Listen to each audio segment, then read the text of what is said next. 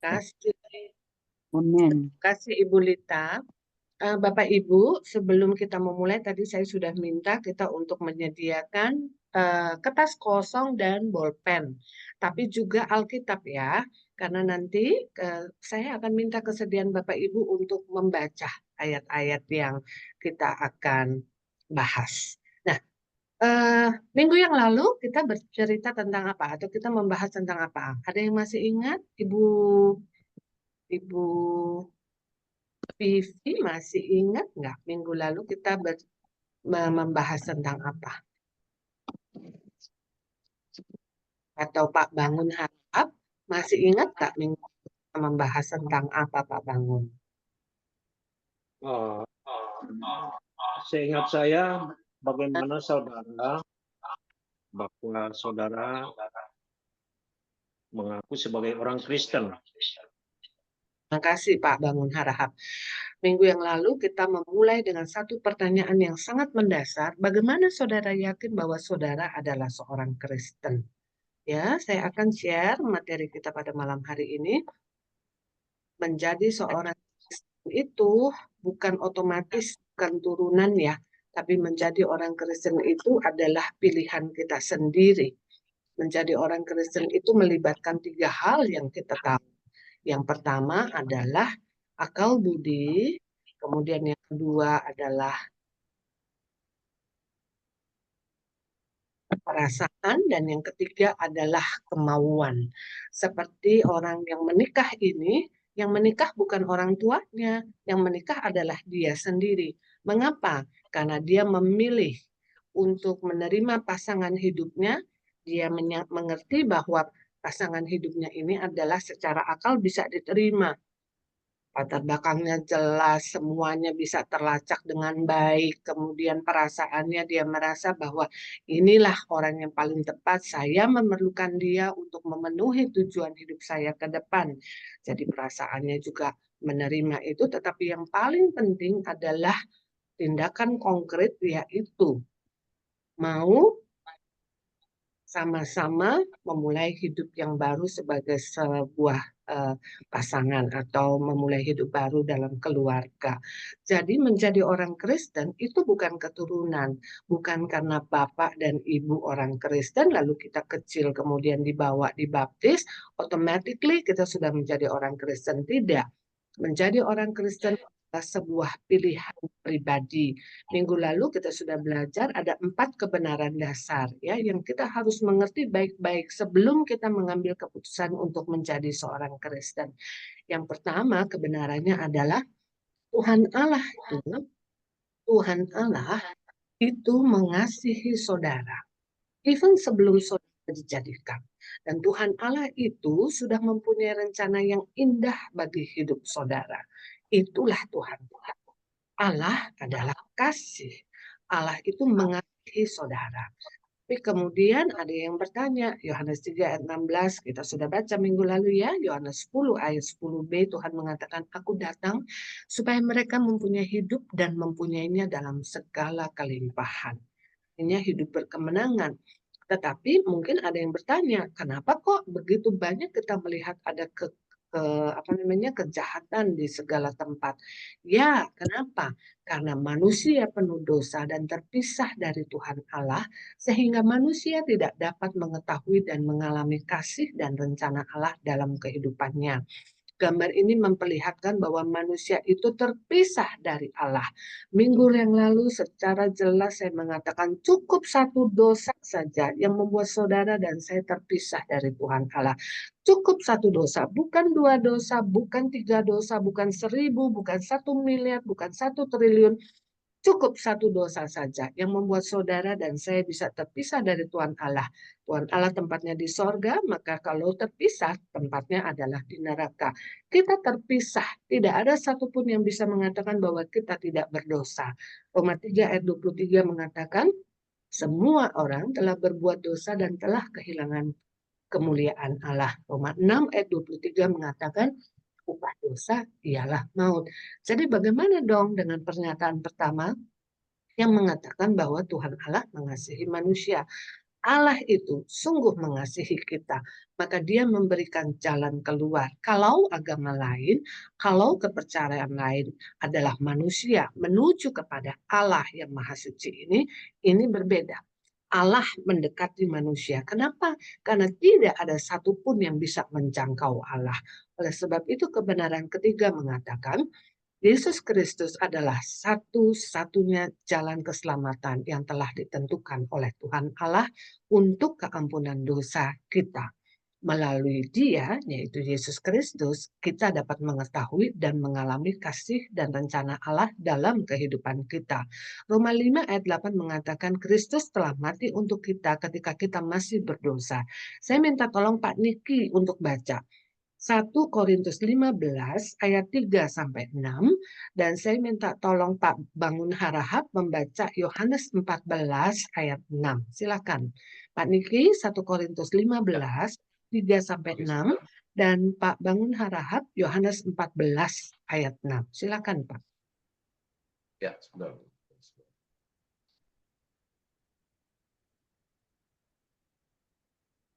Siapa dulu ya? Saya dulu mungkin Pak. 1 Korintus 15 ayat 3 sampai 6 berbunyi, sebab yang sangat penting telah kusampaikan kepadamu, yaitu apa yang telah kuterima sendiri, ialah bahwa Kristus telah mati karena dosa-dosa kita, sesuai dengan kitab suci, bahwa ia telah dikuburkan dan bahwa ia telah dibangkitkan pada hari yang ketiga sesuai dengan kitab suci, bahwa ia telah menampakkan diri kepada Kefas dan kemudian kepada ke-12 muridnya. Sesudah itu ia menampakkan diri kepada lebih dari 500 saudara sekaligus. Kebanyakan dari mereka masih hidup sampai sekarang, tetapi beberapa di antaranya telah meninggal. Ya, terima kasih. Itu ditulis oleh Rasul Paulus menceritakan bahwa keberadaan Yesus, eksistensi Yesus itu disaksikan oleh banyak orang. Lebih susah untuk membuktikan bahwa Yesus tidak bangkit daripada membuktikan bahwa Yesus itu bangkit. Lebih susah. Kalau Bapak Ibu senang dengan sejarah, maka Bapak Ibu akan ketemu dengan buku-buku dari penulis-penulis yang tidak beragama Kristen, tetapi ahli-ahli sejarah ini mengatakan bahwa benar Yesus itu ada, bahwa benar Yesus itu bangkit. Yang terkenal misalnya seorang sejarawan namanya Yosefus. Bukunya tebel, kalau mau baca silahkan. Itu dia membuktikan bahwa keberadaan Yesus itu ada. Jadi saya mau katakan, lebih sulit untuk membuktikan bahwa Yesus itu tidak pernah ada, lebih sulit untuk membuktikan bahwa Yesus itu tidak pernah mati, lebih sulit untuk membuktikan bahwa Yesus itu tidak pernah bangkit. Kenapa? Karena ahli-ahli sejarah ini melakukan penelitiannya berdasarkan satu metodologi ilmiah yang tidak bisa dibantah. Ya, jadi saudara dan saya harus menguasai hal ini. Jadi lebih sulit loh untuk membuktikan bahwa Yesus itu tidak pernah ada. Lebih sulit loh untuk membuktikan bahwa Yesus itu tidak mati, tidak disalib. Lebih sulit juga untuk membuktikan bahwa Yesus itu tidak pernah bangkit dan naik ke surga. Kenapa? Karena saksi hidupnya begitu banyak. Secara akal budi kita bisa mengetahui ini. Saya juga minggu lalu sudah menyampaikan silsilah Yesus itu jelas sekali di Matius dan di Lukas. Saudara bisa menariknya sampai Adam, saudara bisa menariknya sampai dengan Abraham, ya. Jelas itu. Dari Adam turun sampai ketemu nama Yesus. Dari Abraham turun sampai ketemu Yesus. Makanya saya katakan jauh lebih sulit untuk membuktikan bahwa Yesus itu tidak pernah ada. Dan orang yang pernah ada ini mengatakan dalam Yohanes 14 ayat 6. Minta tolong Pak Bangun Harahap. Oke. Yohanes 14 ayat 6. Yang demikian bunyinya. Kata Yesus kepadanya, Akulah jalan dan kebenaran dan hidup. Tidak ada seorang pun yang datang kepada Bapa kalau tidak melalui aku. Demikian kata Tuhan Yesus kepada murid-muridnya. Terima kasih Pak Harahap. Jadi Tuhan mengatakan datangnya dia ke dunia ini jelas ya, maksudnya cuma satu, Allah turun ke dunia. Kenapa? Karena manusia tidak bisa mencapai Allah. Maka Tuhan Yesus mengatakan, aku datang supaya akulah jalan, kebenaran, dan hidup. Dan hidup. Tidak ada seorang pun yang datang kepada Bapa kalau tidak melalui aku. Saya ingat waktu saya mau pergi ke Amerika, itu saya harus dapat visa dulu di kedutaan Amerika. Saya nggak bisa dapat visa dari kedutaan Inggris misalnya. Kenapa? Karena tujuan saya adalah ke Amerika. Kalau saya mau ke Inggris, ya saya mesti ke kedutaan Inggris. Tapi saya nggak bisa pergi ke Amerika mintanya di kedutaan Inggris. Nggak mungkin itu. Jadi kalau kita mau pergi ke sorga, dikasih tahu visanya itu adalah melalui Tuhan Yesus. Jadi jangan pernah mencoba cara-cara yang lain. Oh, kita bilang, wah susah sekarang dapat visa ke Amerika. Ya, gimana? Hanya itu satu-satunya cara. Dan Tuhan mengatakan, akulah jalan, kebenaran, dan hidup. Tapi, Bapak Ibu, kita tidak cukup hanya mengetahui bahwa Tuhan mengasihi saudara dan mempunyai rencana yang indah bagi hidup saudara. Kita tidak cukup mengetahui bahwa manusia telah berbuat dosa dan telah kehilangan kemuliaan Allah sehingga tidak dapat mengetahui apalagi mengalami kasih dan rencana Allah. Kita tidak juga cukup mengetahui bahwa Yesus Kristus adalah satu-satunya jalan keselamatan yang telah ditentukan oleh Tuhan Allah. Itu barangkali kita sudah belajar dari sekolah minggu dulu. Tetapi yang keempat ini yang paling penting ya. Inilah pilihan pribadi. Inilah pilihan yang harus saudara dan saya pertanggungjawabkan sendiri. Yang keempat adalah kita harus menerima Yesus Kristus menjadi juru selamat dan Tuhan kita dengan apa? Dengan mengundangnya secara pribadi. Ini pilihan pribadi. Tanggung jawab secara pribadi. Kenapa? Kalau kita menerima Yesus Kristus secara pribadi, dengan demikian barulah kita dapat mengetahui dan mengalami kasih dan rencana Allah dalam kehidupan kita. Yohanes 1 ayat 12, saya boleh minta tolong Ibu Tiur untuk baca, Bu? Yohanes 1 ayat 12. Oke. Yohanes 1 ayat 12.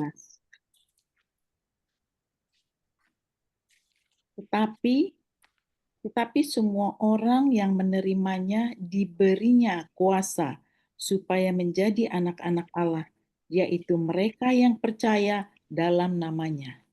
Iya, hanya orang-orang yang menerima Kristus diberi kuasa untuk apa? Menjadi anak-anak Allah. Ini ada kata-kata diberi kuasa. Kuasa.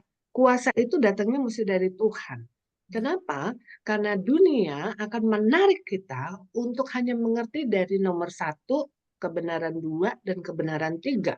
Tetapi pada saat kita menerima Kristus, kita mengundangnya secara pribadi masuk ke dalam hidup kita, barulah kita diberi kuasa untuk menjadi anak-anak Allah, yaitu mereka yang percaya dalam namanya. Jadi jelas ya, ini adalah sebuah keputusan pribadi. Ini tidak bisa diwakilkan. Ini adalah sebuah sebuah langkah konkret yang kita bisa mengerti dengan akal kita mengapa saya harus menerima Kristus. Mengapa saya tidak bisa masuk ke sorga kalau tidak dengan Kristus? Kenapa? Saya ulangi, cukup satu dosa saja membuat saudara dan saya terpisah. Tetapi cukup satu pengorbanan saja, yaitu Tuhan Yesus Kristus. Ya. Efesus 2 ayat 8 dan 9 serta Wahyu 3 ayat 20 nanti Bapak Ibu boleh baca sendiri ya. Minggu lalu kita sudah bahas.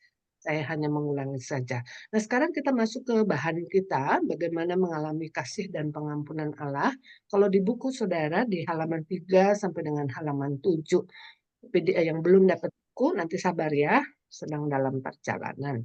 Nah, ada pertanyaan di sini. Apa sih pengalaman yang paling, ya kan? Apa sih pengalaman yang terbesar yang saudara alami dalam kehidupan saudara? Saya boleh nanya nggak sama Pak Toga sih, Rait? Pak Toga, pernah nggak punya pengalaman yang luar biasa, yang tidak bisa Bapak lupakan? Boleh share ke kita, Pak, malam ini.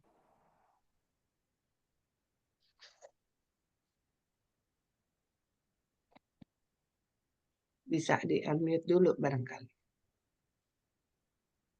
Halo, Ya, kedengeran, Pak. Kedengeran. pengalaman yang tidak bisa dilupakan gitu maksudnya, Pak. Mhm. Pengalaman terbesar yang Bapak pernah alamin dalam kehidupan. Sebenarnya banyak yang saya alami, tapi Yang terbesar, Pak.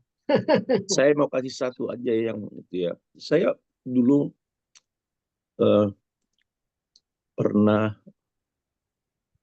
eh, drive itu sampai 12 jam. Wow. Tidak tidur, Mhm. dan saya sudah tidak bisa menahan kantuk saya saat itu. Mhm. Dan saya sempat tertidur kira-kira 5 detik. Tapi puji Tuhan, saya terbangun dan Tuhan selamatkan saya. Dan itu sering terjadi. Karena saya suka drive dan saya sering drive tuh over time gitu ya. Suka perjalanan gitu. Kemudian saya juga memaksakan diri untuk terus drive. Kadang-kadang saya sering tertidur. Bahkan belakangan ini juga begitu. Belakangan ini kalau saya pulang kerja terasa capek, di jalan juga saya sering tertidur gitu. Tapi puji Tuhan, Tuhan selalu lindungi saya untuk hal-hal seperti itu. Demikian, Bu. Ya, terima kasih Pak. Jadi pengalaman Pak Toga itu sebetulnya adalah pengalaman dikawal oleh Tuhan lah ya, kurang lebih begitu ya Pak ya. Iya, Walaupun hilang 5 detik gitu, tapi nggak pernah ada kecelakaan. Apalagi kalau di iya, highway atau di freeway itu iya sih. nggak ada yang nggak ada yang lambat adik-adik. Di sini itu kecepatannya lebih dari 100 km per jam. Jadi kalau mau tabrakan, tabrakannya hancur itu adik. Nggak perlu 5 detik, 1 detik itu sudah Hmm. membuat kita bisa hancur. Iya, terima kasih. Itu pengalaman Pak Toga yang terbesar. Kalau pengalamannya Ibu Cindy, ada nggak Bu pengalaman terbesar dalam kehidupan yang pernah Ibu Cindy alami? Apa Bu? Ya, saya ada pada saat itu saya sakit ya di perut saya ini ada kayak tumor gitu ya. Dan besarnya itu seperti kayak hamil 3 bulan gitu. Padahal waktu saya kerja itu orang-orang selalu bilang congratulations kamu hamil katanya gitu. Padahal saya nggak hamil gitu. Terus udah gitu pada saat terus selama 3 bulan lah itu orang-orang bilang begitu. Lantas saya merasa nggak comfortable terus saya periksakan ke dokter karena saat itu memang saya nggak punya apa-apa, nggak punya asuransi. Kita juga masih gelap di Amerika gitu. Dan udah gitu terus saya ke dokter diajak teman terus dibilang katanya oh nih kamu harus di X-ray katanya gitu. Begitu di X-ray di CT scan ternyata ada kayak itu sebesar kepala bayi. Sebesar kepala bayi dan ada juga apa namanya tumor-tumornya itu sampai di dinding rahimnya juga. Di dinding rahimnya itu udah mau hampir ke lever gitu. Nah, terus kata dokter, ini kamu nggak ada jalan lain, kamu harus cepat dioperasi, kalau nggak kamu bisa meninggal, katanya gitu. Dan dia tanya, apa yang kamu rasakan? Saya nggak ada rasakan apa-apa. Kamu pendarahan nggak? Dia bilang, saya bilang nggak. Saya nggak ada pendarahan, nggak ada mual, nggak ada pusing, semuanya normal. Terus, wow, itu luar biasa dia bilang gitu. Terus dilihat fotonya apa semuanya. Terus akhirnya saya bilang kamu harus cepat dioperasi. Saya bilang biayanya berapa? Ini sekitar 20.000 dolar. Itu tahun 2009 gitu. Terus saya bilang, aduh saya nggak punya uang kerja di restoran. Saya bilang, terus udah gitu dia bilang ya udah deh gini deh. Terus saya cari ke University Hospital, ke ke ke rumah sakit yang lain lagi yang saya tahu. Dia bilang lu nggak bisa, nggak ada diskon, lu harus bayar full. Dia bilang. Terus saya bilang, aduh saya nggak mampu dah, biarin kalau mau mati mati dah gitu. Terus tapi udah setiap malam itu saya berdoa sendiri, Tuhan, saya bilang kalau Engkau sembuhkan orang lain, kenapa Engkau juga nggak sembuhkan saya? Aku mau Tuhan, saya bilang, saya selalu setia kepada Engkau, saya mengasihi, dan saya turut apa semua firman-Mu Tuhan Yesus. Tapi saat ini saya hamba butuh Engkau Tuhan. Engkau sembuhkan dalam nama Tuhan Yesus. Dan setelah saya berdoa, berlutut, itu perut saya terasa panas gitu. terasa panas sekali gitu. Terus sudah gitu setiap hari saya doain. Terus akhirnya terus saya ke dokter lagi. Dia bilang katanya, iya kamu kapan ke dokter? Terus saya bilang saya nggak punya uang, jadi saya cukup berdoa aja. Tapi ya ini nggak bisa, ini harus cepat. Dia bilang gitu. Saya yakin kamu percaya Tuhan, tapi kamu juga harus punya hikmat gitu. Terus akhirnya udah, terus saya bilang, jadi harus gimana? Gini deh, saya masukin nama kamu di rumah sakit. Dia bilang. Terus akhirnya dia masukkan nama saya di rumah sakit hari, terus the next day-nya saya langsung diteleponin sama salah satu rumah sakit. Dia bilang katanya ini Sindawati, katanya, iya. Saya bilang kamu datang nggak, datang ke rumah sakit ini, sekian alamatnya di sini. Dia nggak bilang rumah sakit apa. Akhirnya saya datang. Nah begitu saya datang, dia lihat foto saya, aduh ini kamu harus segera dioperasi. Saya bilang saya nggak punya uang dokter. Kamu nggak usah takut, kamu ke bagian financial. Lah udah nggak punya uang, jangan takut disuruh ke bagian financial juga gitu. Terus akhirnya singkat cerita saya ke bagian financial, ditanya-tanya semuanya, saya jawab dengan jujur. Saya bilang saya di sini gelap, saya nggak punya apa-apa. Saya buka apa namanya dan pekerjaan saya cuman di restoran under table. Saya bilang terus ditanya gaji kamu berapa? Saya bilang gaji saya cuma 1.200 satu bulan. Terus, oh oke nggak apa-apa, ditanya semuanya. Oke gini, terus kamu besok harus operasi ya, kata dokter. Loh, saya bilang kan ini berapa bayarnya? Udah kamu nggak usah dipikirin pembayaran. Terus kamu besok harus datang pagi-pagi, kamu operasi. Kamu jangan malam ini kamu puasa semuanya. Terus saya bilang boleh nggak saya tanya? Saya takut, bener-bener saya nervous. Kamu free, kamu nggak bayar katanya gitu. Kamu cuman bayar anesthesia aja, dia bilang gitu. Terus sampai semuanya udah selesai, singkat cerita udah selesai operasi semuanya. Pada saat operasi itu 4 jam, itu ada sekitar 4 dokter. Itu dia cuman mendapatkan apa namanya tumor saya itu cuma satu doang yang besar. Tapi yang kecil-kecil di dinding rahimnya itu nggak ada. Makanya dia sampai seharusnya operasi cuma 2 jaman, ini sampai 4 jam. Jadi yang kecil-kecil yang sampai ke lever itu hilang gitu loh. Maka saya bilang Tuhan, Engkau sudah tunjukkan gitu loh kemurahan-Mu gitu loh. Mungkin kalau saya bersabar sedikit lagi berdoa, mungkin semuanya hilang gitu. Dan ya puji Tuhan sampai anestesianya juga nggak dipungut bayaran juga, nggak ada tagihan, jadi zero payment. Setelah itu treatmentnya juga dia suruh saya datang terus sampai saya punya green card gitu, baru diputus gitu. Jadi saya dapat pengobatan terus selama saya di Amerika itu. Ya cukup lama sih, sekitar ada kali 10 tahun lebih saya dapat dapat treatment dari itu. Karena ya memang itu juga bukannya Medicaid, bukannya apa, tapi ada bantuan dari dari pihak rumah sakit langsung gitu. Itu yang saya nggak pernah lupakan. Satu, saya nggak kena biaya. Dua, penyakit miomnya itu yang di dinding rahim yang paling yang bahaya itu hilang gitu loh. Jadi itu luar biasa buat saya. Saya bilang Tuhan, saya bilang terima kasih Engkau sungguh baik. Saya bilang saya nggak nyangka. Saya bilang kalaupun istilah kata saya di Amerika ini nggak ada apa-apanya gitu, tapi Engkau masih mampu menolong gitu, mengangkat. Ya masih banyak lagi yang tapi yang paling besar itu yang saya tidak pernah bisa lupakan kasih Tuhan buat saya. Iya, terima kasih Ibu Cindy. Kita boleh tepuk tangan ya buat kebaikan Tuhan ya luar biasa ya. Jadi betul dong kalau di sini dikatakan bahwa mengenal Yesus Kristus secara pribadi itu adalah pengalaman yang terbesar yang dapat dialami oleh seseorang ya. Kenapa? Karena kita tidak perlu menghadapi hidup sendirian.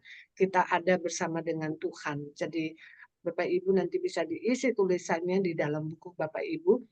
Ini dia pengalaman yang paling besar, yaitu mengenal Yesus Kristus secara pribadi adalah pengalaman terbesar yang dapat dialami oleh seseorang.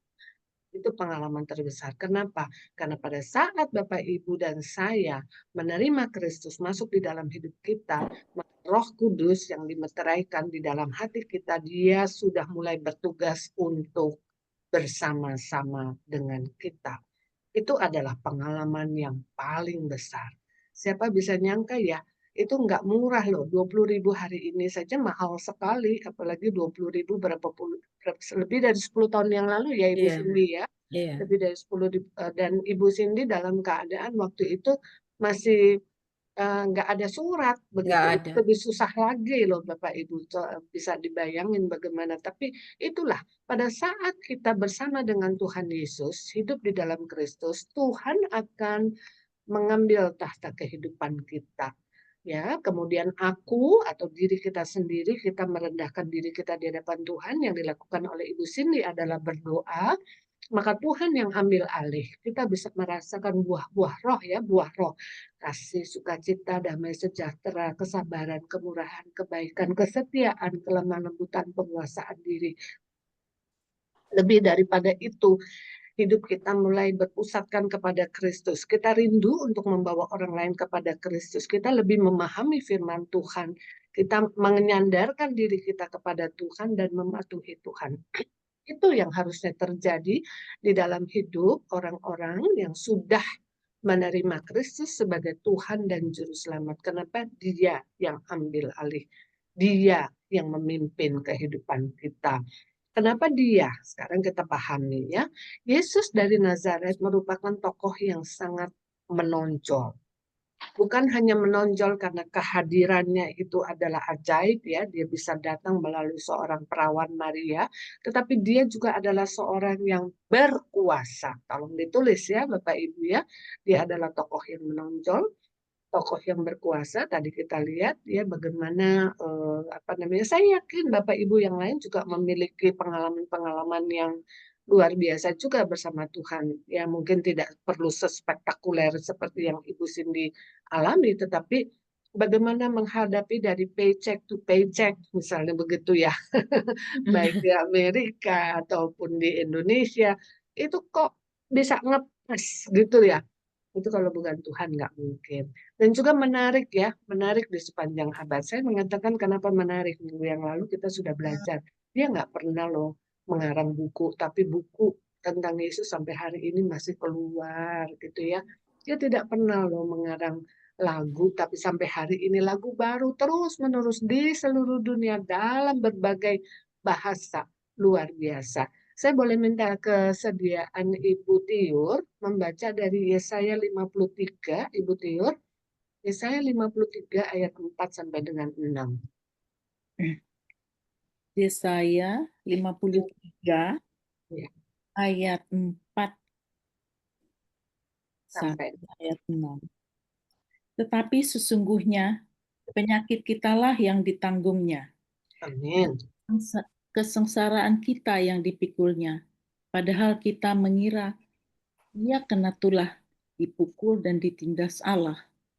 Tetapi dia tertikam oleh karena pemberontakan kita. Ia diremukkan oleh karena kejahatan kita. Ganjaran yang mendatangkan keselamatan bagi kita ditimpakan kepadanya, dan oleh bilur-bilurnya kita menjadi sembuh. Kita sekalian sesat seperti domba, masing-masing kita mengambil jalannya sendiri, tetapi Tuhan telah menimpakan kepadanya kejahatan kita sekalian. Terima kasih Ibu Tiur. Jadi Nabi Yesaya yang kita tahu hidup 700 tahun sebelum Kristus ada, itu sudah menubuatkan apa yang akan terjadi di kayu salib. Ganjaran yang tidak sepantasnya dia terima itu sudah dia terima, ya kan? Oleh bilur-bilurnya kita menjadi sembuh. Dan Tuhan Yesus bukan cuma mau menebus dosa kita, yang kedua ini penting sekali. Yesus menghendaki supaya kehidupan orang-orang Kristen merupakan hidup yang berkelimpahan dan penuh kebahagiaan. Jadi yang bisa dialami oleh Ibu Cindy seharusnya juga bisa dialami oleh kita, mungkin tidak dalam bentuk penyakit begitu. Tetapi kenapa? Karena Yesus sendiri menghendaki orang-orang Kristen itu bukan hanya hubungannya dikembalikan lagi dengan Tuhan, hubungannya diperbaiki lagi dengan Tuhan, tetapi dia juga ingin supaya orang-orang Kristen memiliki hidup yang berkelimpahan dan penuh kebahagiaan. Kalau Galatia 5 ayat 22 sampai 23 kita sudah tahu itu adalah buah roh. Yohanes 10 ayat 10b kita juga sudah tahu, aku datang supaya mereka mempunyai hidup dan mempunyainya dalam segala kelimpahan. Ini loh yang Tuhan mau ini loh yang Tuhan inginkan, hidup kita itu berhasil berkelimpahan. Dalam Ulangan 28 ayat 13 sampai dengan 14. Bisa saya minta tolong satu orang membaca? Volunteer, silahkan. Sekaligus ini mau mengkoreksi, minggu lalu saya berbicara tentang berkat dari Keluaran 28. Saya kepikirannya itu karena Musa, jadi keluaran gitu ya. Padahal Musa mengatakan ini di dalam kitab Ulangan sebelum dia berpisah dengan bangsa Israel. Ini loh yang dia bilang dalam Ulangan 28 ayat 13 sampai 14. Boleh saya baca, Bu? Boleh, silakan. Ulangan 28 ayat 13 dan 14. Tuhan akan mengangkat engkau menjadi kepala dan bukan menjadi ekor. Engkau akan tetap naik dan bukan turun.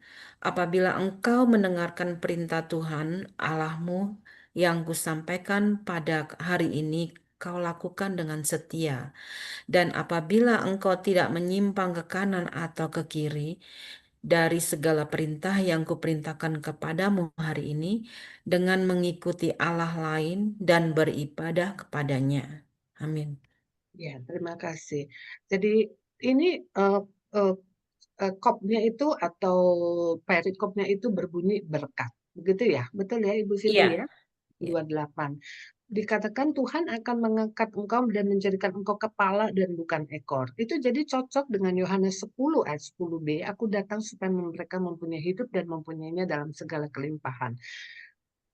Terus naik itu iman kita makin dikuatkan, ya kan, percaya kita makin kokoh dan sebagainya. Tapi ada syaratnya. Syaratnya adalah mengikuti perintah Tuhan. Perintah Tuhan kita tahunya dari mana? Dari Alkitab. Berarti nomor satu, kalau kita lihat di atas lagi di apa namanya di Ulangan 28 itu syaratnya adalah mau mendengarkan firman Tuhan dan mau melakukannya dengan setia. Jadi kalau mendengarkan firman Tuhan itu artinya jangan pilih-pilih. Oh, ini bukan untuk saya nih. Saya sih belum sanggup tuh untuk pergilah jadikanlah semua bangsa muridku. Misalnya begitu ya dalam Amanat Agung. Mendengarkan firman Tuhan, mendengarkannya secara utuh. Yang boleh bagaimana, yang nggak boleh bagaimana, yang harus dilakukan bagaimana, cara melakukannya bagaimana, itu semuanya harus dilakukan dengan utuh. Kemudian juga setia melakukan. Jadi tadi mendengar, jangan kita pilah-pilah, mana yang mau, mana yang nggak mau. Dan yang kedua, setia melakukan. Oh, melakukan firman Tuhan itu banyak sekali tantangannya. Saya sudah katakan dalam pelajaran kita minggu yang lalu ya, yang dipersekusi itu adalah orang Kristen. Saya heran tidak ada loh agama-agama lain kayaknya yang dipersekusi melebihi orang-orang Kristen. Kenapa? Karena berbicara tentang kekristenan itu berbicara tentang Kristus. Karena kalau Kristus dikeluarkan dari agama Kristen, maka kesia-siaan adanya. Itu hanya sebuah cap yang tidak ada artinya, kosong, cap yang kosong. Dan mendengarkan firman Tuhan itu seperti yang saya sampaikan, itu berarti kita mendengarkan mendengarkan firman yang hidup. Firman yang hidup yang bisa mengubah DNA dalam kehidupan kita. Di dalam badan kita itu DNA kita bisa dirubah. Yang tadinya kita melawan Tuhan menjadi pengikut Tuhan. Jadi yang bisa mengubah seseorang itu bukan siapa-siapa. Yang bisa mengubah seseorang itu adalah kalau dia memusatkan hidupnya, telinganya, kesetiaannya kepada firman Tuhan, maka hidupnya pasti akan dirubah. Ya kan? Kita makan pisang, minggu lalu saya sampaikan. Kita makan pisang, kita nggak bisa lihat ya. Pisang itu di dalamnya mengandung potasium. Tapi kalau kita makan pisang secara teratur, paling enggak ke belakang kita teratur, gitu kan ya. Belum lagi pisang itu yang mengandung potasium itu bisa menurunkan resiko untuk stroke karena dia menurunkan kadar gula dan juga kadar darah tinggi misalnya seperti itu. Kita nggak bisa lihat, tetapi pisang itu kita makan di dalamnya ada khasiat. Firman Tuhan itu kita makan di dalamnya ada khasiat, yaitu apa? Khasiatnya adalah firman Tuhan itu akan mengubah hidup kita. DNA kita akan dirubah oleh Tuhan sedemikian rupa sehingga kita makin mencintai Tuhan. Kita tidak lagi menjadi seorang pribadi yang gampang ngambekan gitu ya. Kita nggak menjadi seorang pribadi lagi yang, oh kenapa sih dia nggak menghargai saya. Itu udah lewat, itu waktu kita masih zaman jahiliyah, istilahnya gitu ya. Kalau kalau suka marah-marah gitu ya, itu zaman kita masih jahiliyah lah gitu. Tapi sekarang kalau kita senang dengan firman Tuhan itu akan mengubah hidup kita. Hidup kita menjadi berhasil berkelimpahan. Oh luar biasa ya, berpengalaman bersama dengan Tuhan. Tapi sayangnya banyak orang Kristen ditulis ya, tidak mengalami tuh, tidak mengalami suatu kehidupan yang bersukacita dan berkelimpahan seperti yang diajarkan di dalam kitab suci oleh Rasul Paulus atau oleh Tuhan Yesus sendiri. Itu gambarnya kasihan ya, si emoticon itu sedih dia, padahal si emoticon ini udah agama Kristen kayaknya ya. Kenapa? Karena dia tidak mengalami suatu kehidupan yang bersukacita. Coba saya minta kesediaan siapa ya yang mau baca, silahkan Yohanes 15 ayat 8. Silahkan. Mahasiswa dari Inalta juga boleh, Ibu Saur juga boleh, silahkan. Yohanes 15 Yohanes 15. ayat 8.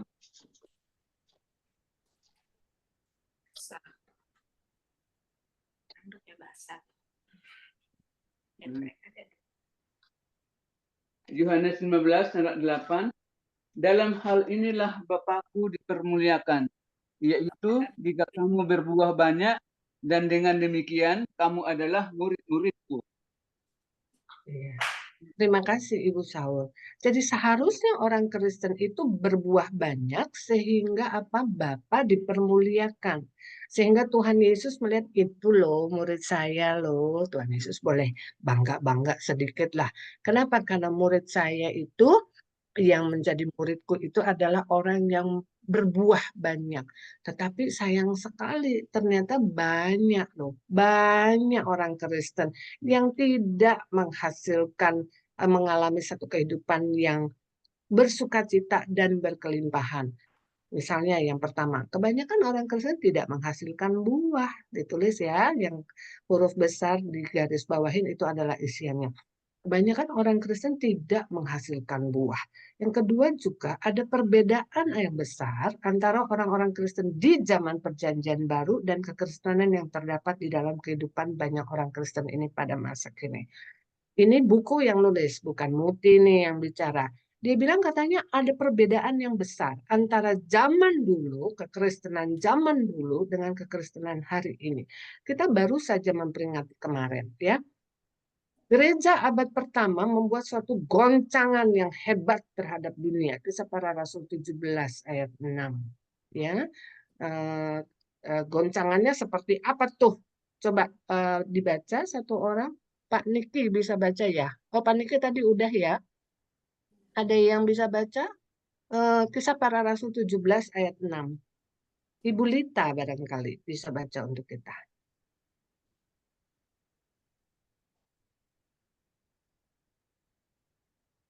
Kisah Para Rasul. Kisah Para Rasul 17 ayat 6. Tetapi ketika mereka tidak menemukan keduanya, mereka menyeret Yason dan beberapa saudara ke hadapan pembesar-pembesar kota, sambil berteriak katanya, orang-orang yang mengacaukan seluruh dunia telah datang juga kemari. Iya, siapa tuh yang nggak diketemuin tuh sampai Yason mesti ditarik gitu, ya kan? Mereka tidak menemukan dia, ya yang tidak ditemukan siapa tuh Bu? Sampai Yason ditarik tuh. Ayat di atasnya boleh dilihat. Yang dicari-cari siapa itu?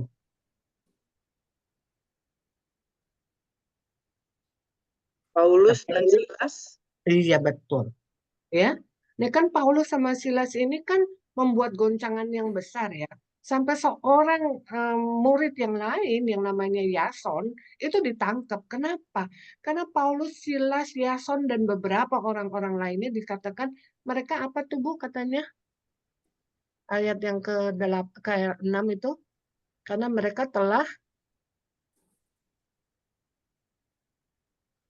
Yason ditarik kan Bu ya? Ayat 6 Bu, Ibu Lita. Ya, mereka menyeret Yason dan beberapa saudara ke hadapan pembesar-pembesar kota sambil berteriak, katanya, orang-orang yang mengacaukan seluruh dunia telah datang juga kemari. Iya, mengacaukan seluruh dunia itu bukan berarti demonstrasi seperti di itu ya, di Paramount di LA County kemarin ya, sampai ada National Guard, sampai Marine mesti datang ya, tapi mengacaukan, menjungkir balikan dengan apa? Bercerita tentang siapa itu Yesus. Jadi pada abad pertama ya, gereja abad pertama itu membuat satu goncangan yang hebat terhadap dunia. Kita masih ingat lah ya peristiwanya kemarin kita semua merayakan pencurahan Roh Kudus ya.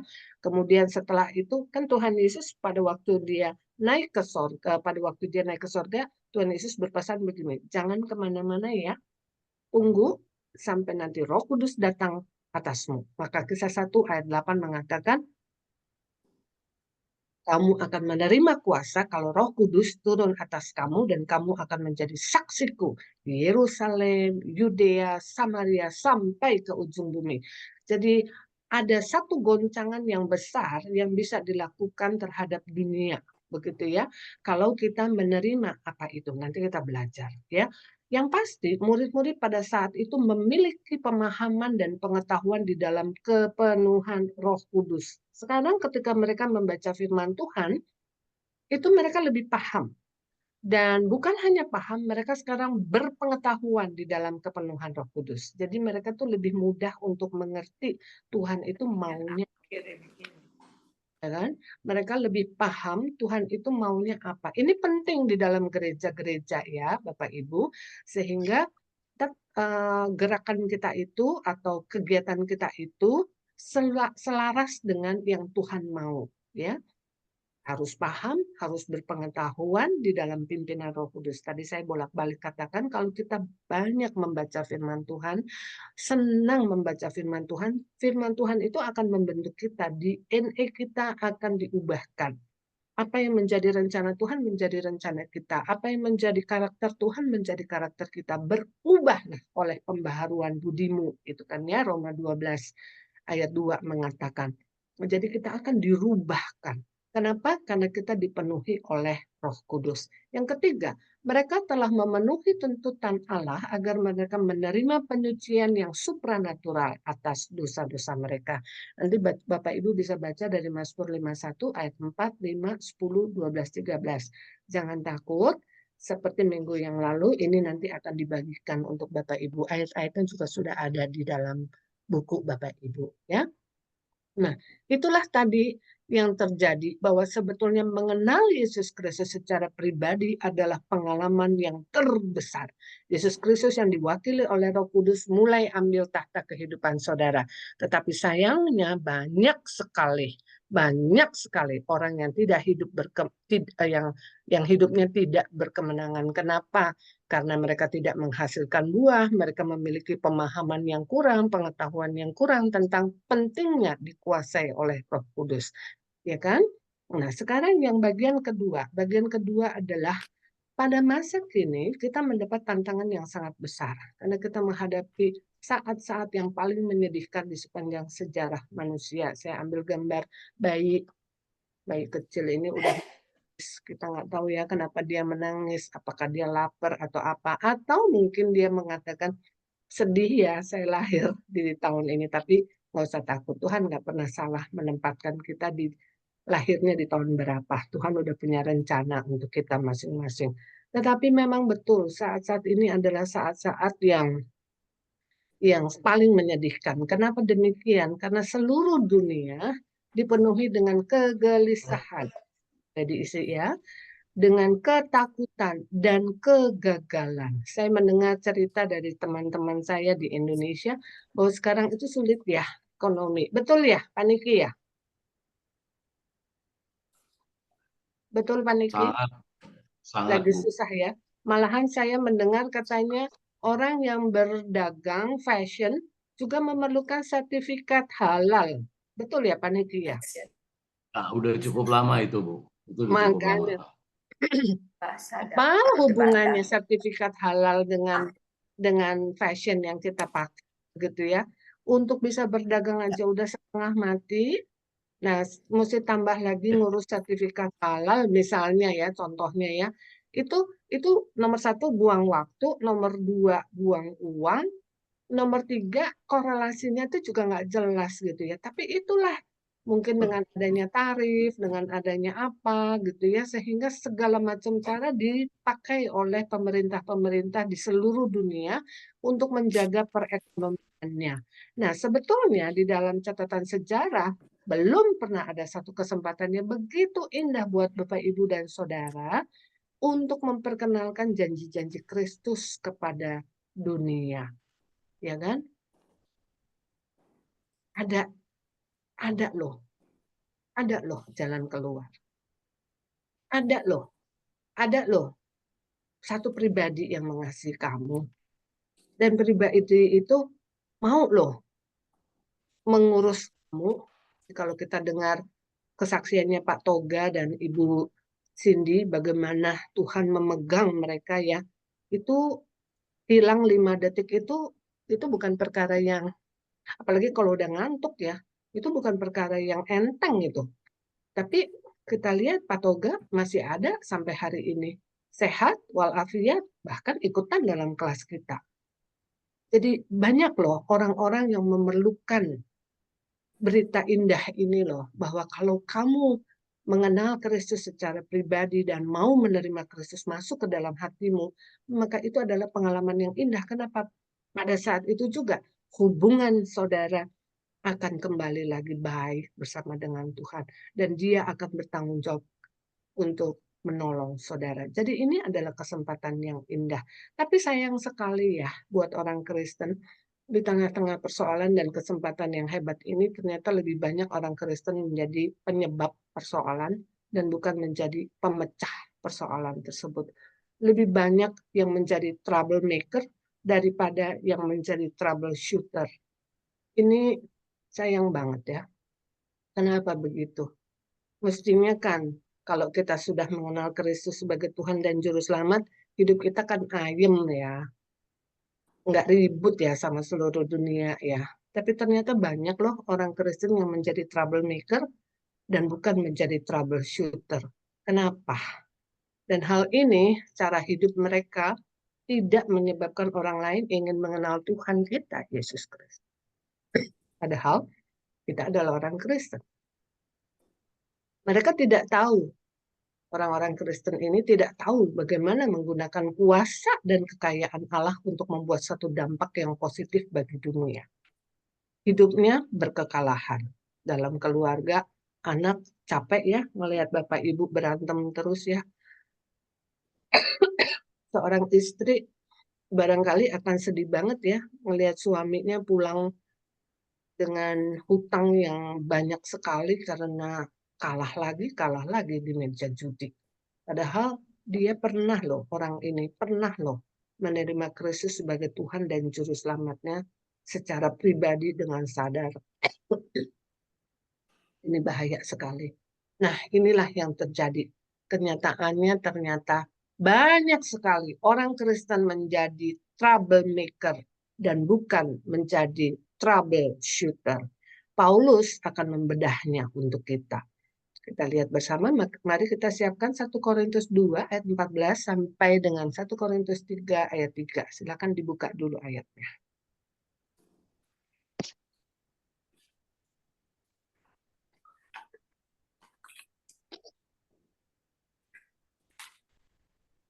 Kita lihat buku kita ya. Ini adalah manusia duniawi. Orang yang bukan Kristen. Di 1 Korintus 2 ayat 14 tadi ya. Ayatnya Ibu Vivi bisa baca untuk kita Ibu Vivi. 1 Korintus 2 ayat 14. Mana. Aduh, kecil banget. Nggak kelihatan Anda. 1 Korintus 12. Iya. 1 Korintus 2. 1 Korintus 2, 14. Korintus 2 ayat 14. Kecil-kecil banget, sorry ya. Itu ayat 14. 14 mana? Ini yang dosennya. Kurang. Tetapi manusia duniawi. Aku nggak bisa baca. Kecil banget. Sorry, Mbak. Tetapi manusia duniawi tidak menerima apa yang berasal dari roh Tuhan. Karena hal itu baginya adalah suatu kebodohan. Dan ia tidak dapat memahaminya sebab hal itu hanya dapat dinilai secara rohani. Sampai ayat berapa, Bu? Cuma satu. Cuma 1. Ya. Sampai ayat berapa, Bu Muti? Ya, sebentar Bu. Tadi Ibu siapa? Ibu Kecil Vivi bilang banget, nggak bisa kekecil. baca. Iya. Oh, pakai itu ya, pakai kaca pembesar. Iya, bagus Bu. Nggak apa-apa Bu. Tunggu, mau ganti Alkitab dia. Iya, Ya, itu punya Nanda. iya, silakan. Ayat 3. Satu Nanda. Hah? 1 Korintus 3 ayat Ayat 3. 1 Korintus 2 ayat 14. yang tadi udah mana? Korintus 3 ayat 3. 1 Korintus. 1 3 ayat 3. Korintus ya. 1 Korintus 2 ayat 14. Tadi katanya, tetapi manusia duniawi tidak menerima apa yang berasal dari Roh Allah, karena hal itu baginya adalah suatu kebodohan, dan ia tidak dapat memahaminya sebab hal itu hanya dapat dinilai secara rohani. Jadi ini kita ketemu dengan siapa? Dengan manusia duniawi. Manusia duniawi yang mengatakan katanya tidak menerima apa yang berasal dari Roh Allah, karena hal itu baginya adalah suatu kebodohan dan ia tidak dapat memahaminya sebab hal itu hanya dapat dinilai secara rohani. Betul ya Ibu? Ibu Vivi? Ya, tadi kan dibaca 2 kali jadinya. Ya, sudah. Betul Ibu Vivi? Berikutnya ayat berapa untuk Ibu Mutiara untuk dibaca Ibu Vivi? Sudah ya, di ayat 14 aja. Jadi ini adalah manusia duniawi. Kristus di luar kehidupannya ini Pak Harahap. Ini bukan orang Kristen. Kenapa ini bukan orang Kristen? Karena Kristusnya tidak ada di dalam lingkaran kehidupannya. Dia tidak bisa menerima apa yang berasal dari Roh Allah, ya kan? Sebab hal itu hanya dapat dinilai secara rohani. Nah, orang-orang seperti ini dia bergantung seluruhnya pada kemampuannya sendiri. Bisa baca ya di bukunya ya. Secara rohani dia mati di hadapan Tuhan. Dia tidak punya hubungan dengan Tuhan. Ya, dia akan mati di dalam pelanggaran-pelanggaran dosa-dosanya. Jadi ini adalah orang duniawi. Kemudian yang kedua, ini adalah manusia Kristen rohani. Ini rohan, mestinya rohani ya. Nah, Ibu Vivi boleh baca lanjut Bu, yang ayat yang ke-15. Ya, Ibu Vivi boleh baca yang ayat 15-nya. Suruh baca ayat 15.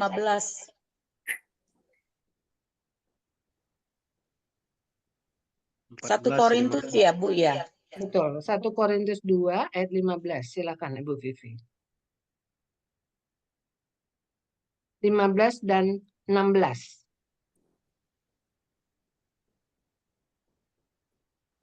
Korintus berapa? 15 2 ayat 15 dan 16. Tetapi ini maksudku.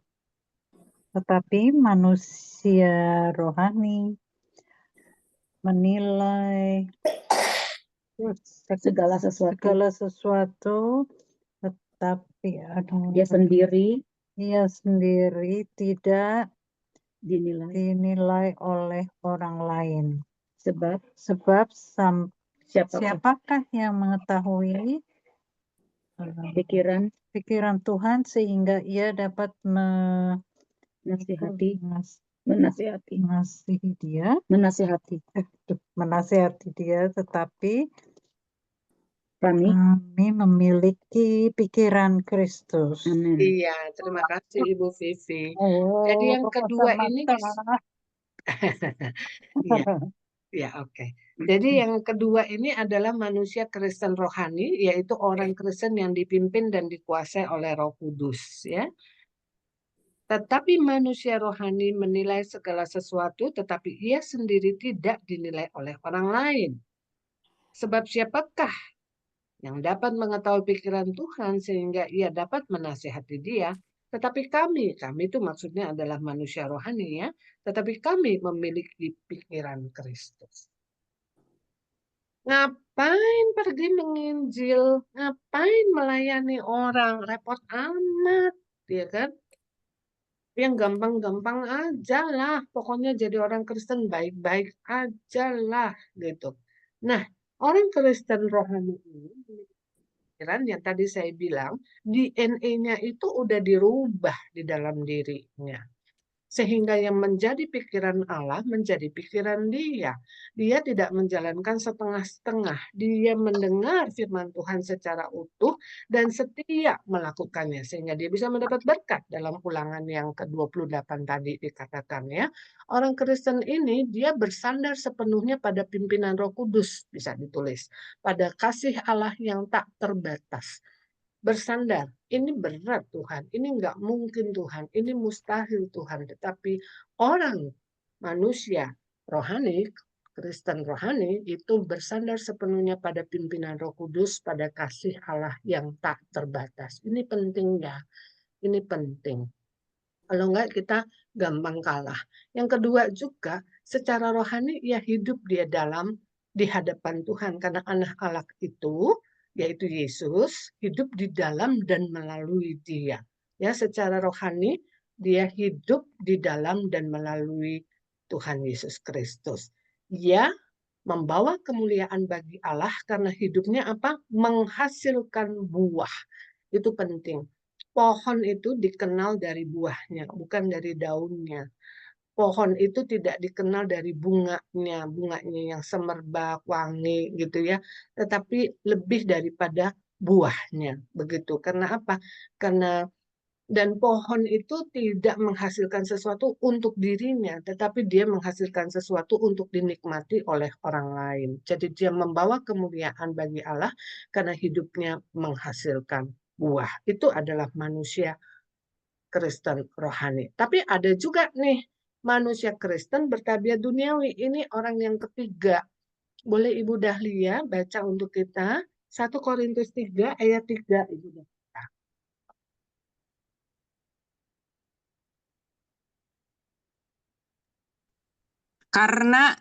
Karena kamu masih manusia duniawi, sebab jika di antara kamu ada iri hati dan perselisihan, bukankah hal itu menunjukkan bahwa kamu manusia duniawi dan bahwa kamu hidup secara duniawi?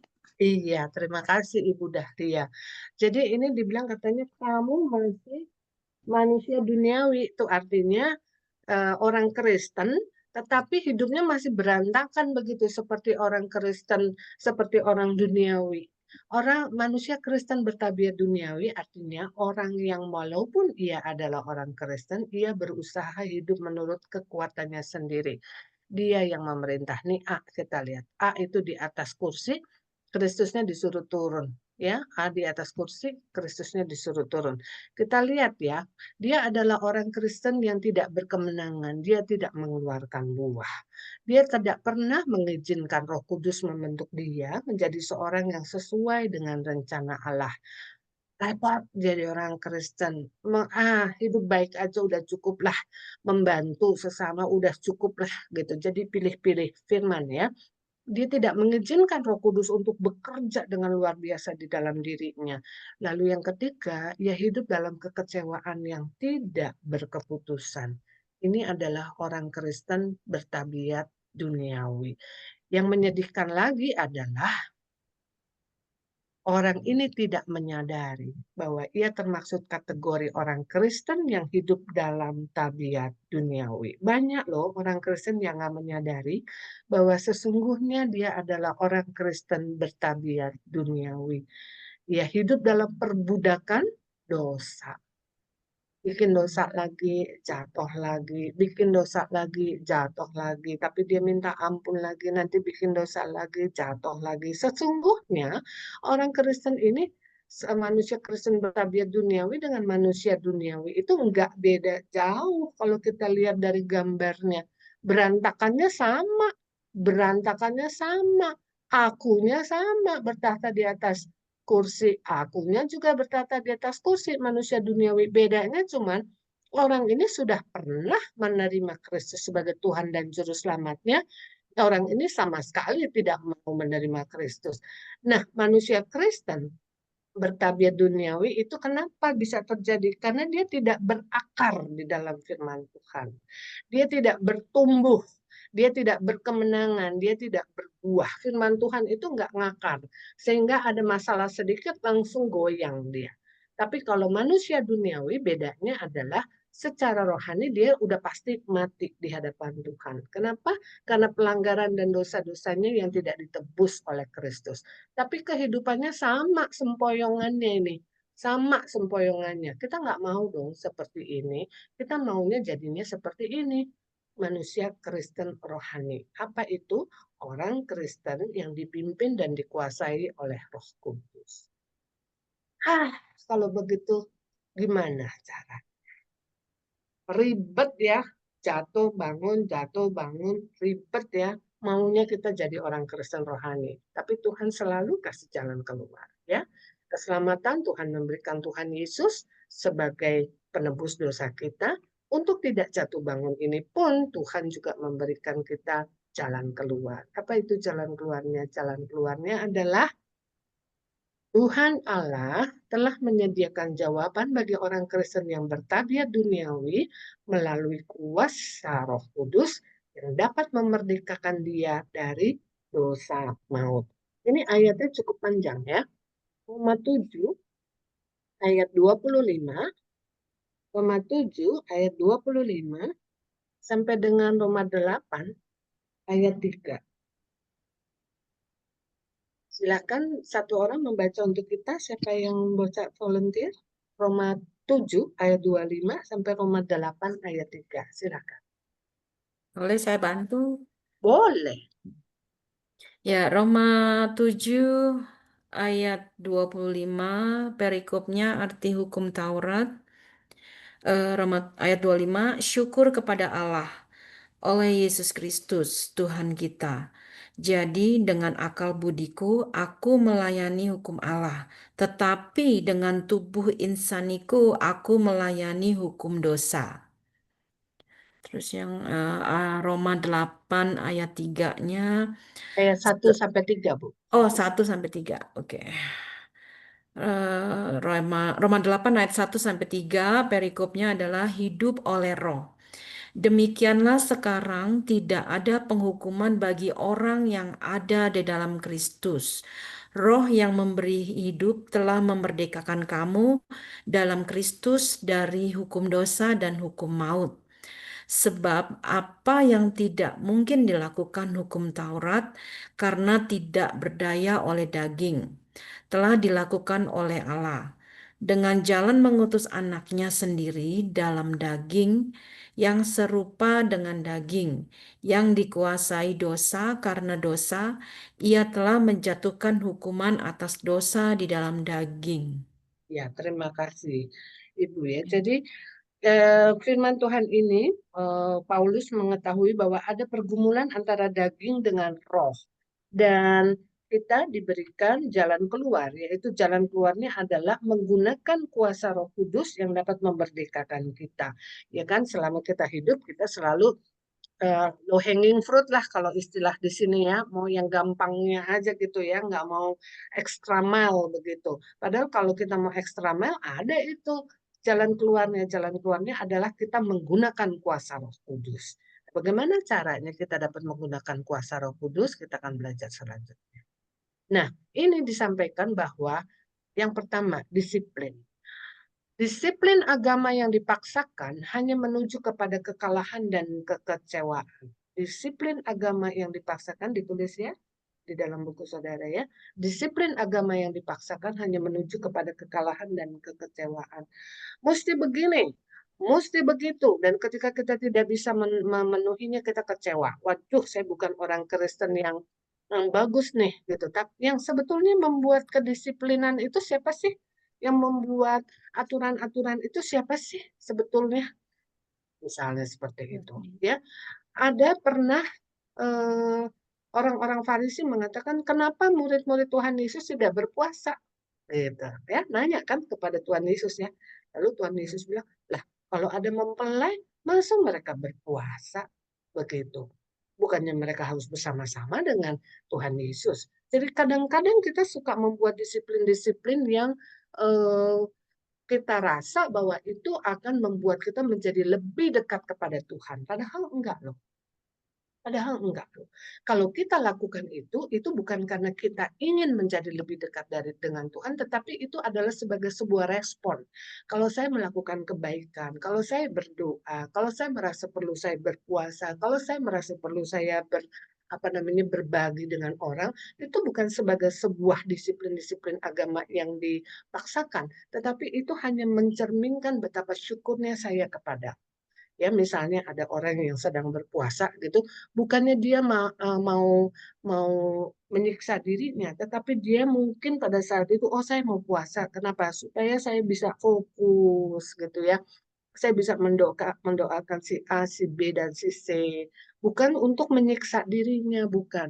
Kalau saya mau berdoa, misalnya teman-teman dari Colorado besok berdoa pagi ya, doa fajar ya, Ibu Lita ya.